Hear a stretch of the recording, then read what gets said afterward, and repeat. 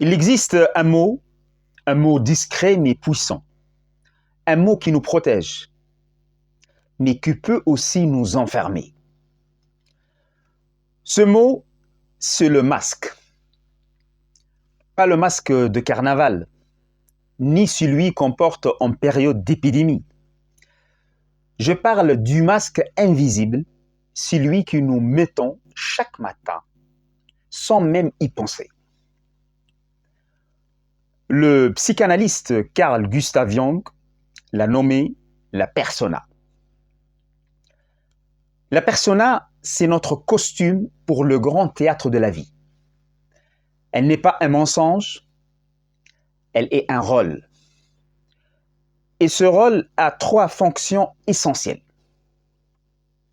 D'abord, elle protège, car notre monde intérieur est fragile, tout ne peut pas être exposé au regard. La persona trace une frontière, un écran de pudeur. Elle dit « Voici ce que tu peux voir de moi, mais pas davantage ». Ensuite, elle adapte, car nous ne sommes pas les mêmes selon les situations.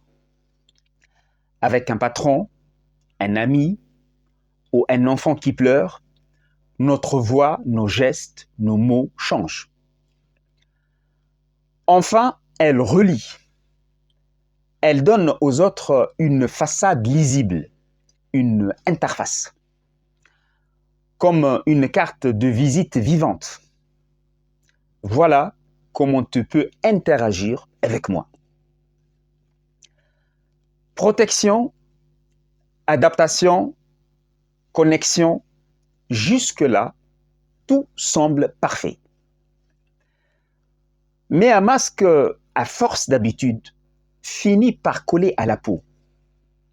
Et c'est là que commence le danger. Car la persona, si on l'oublie, se transforme en prison. 3 pièges nous guettent. Le premier, c'est l'illusion, se confondre avec son rôle.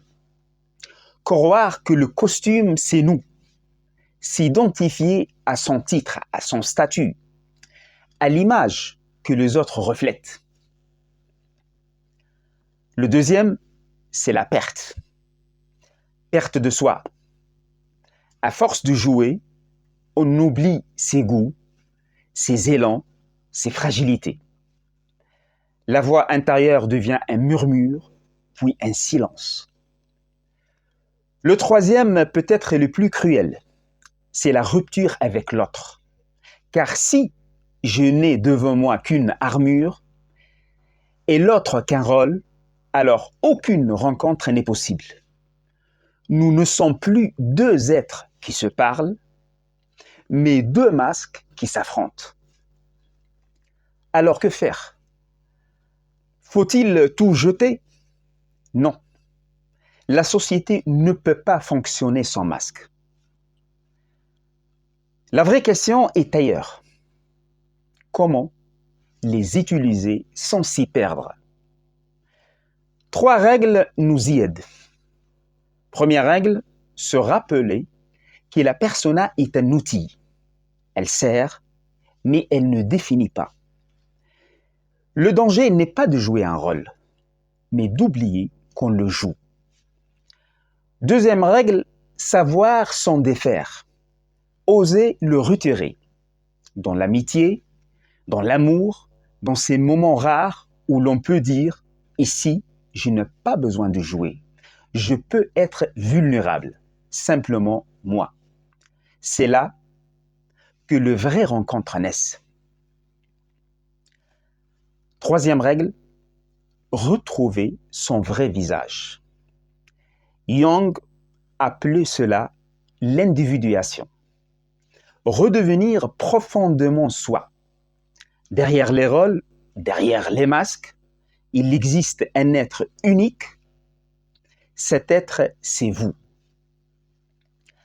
Alors, souvenons-nous, la persona est une alliée, mais elle peut devenir une geôlière.